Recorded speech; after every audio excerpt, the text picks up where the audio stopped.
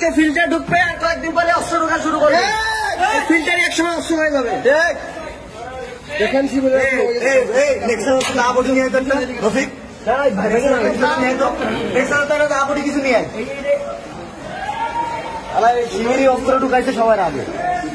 মানে সব ভাবছো আলারা দাও দাও দাও